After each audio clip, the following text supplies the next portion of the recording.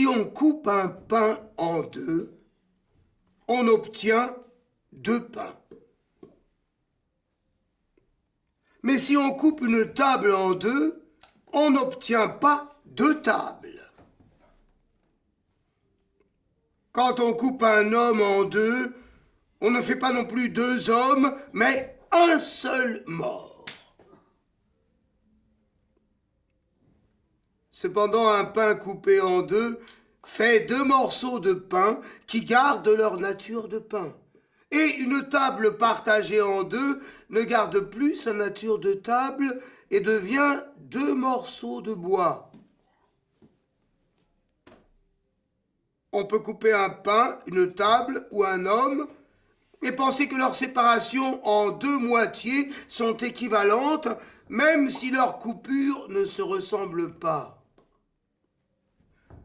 Une coupure en soi ne signifie rien si on ne sait pas ce qu'elle coupe. Ainsi, quand on veut partager l'eau, on obtient toujours de l'eau. Peut-on couper de l'eau? Et une eau coupée fait-elle deux choses d'elle-même qui se ressemblent ou ne se ressemblent pas?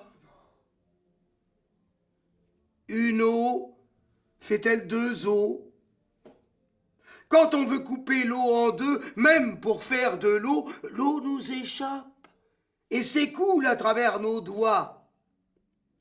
Il y a des choses qu'on ne peut couper, avec lesquelles on ne peut obtenir deux choses. C'est pour cette raison que nous célébrons la lumière qu'on ne peut couper. Disons-le une autre fois. Quand on coupe une table en deux, on ne fait pas deux tables, mais deux morceaux de bois. Et quand on coupe un homme en deux, on fait simplement un mort.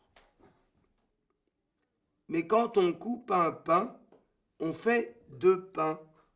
Et quand on coupe une eau en deux, on fait toujours de l'eau. Ainsi, notre division ne divise pas. Notre division est une opération de la poésie qu'on appelle simplement la multiplication. L'infini coule entre nos doigts comme l'eau qu'on ne peut couper.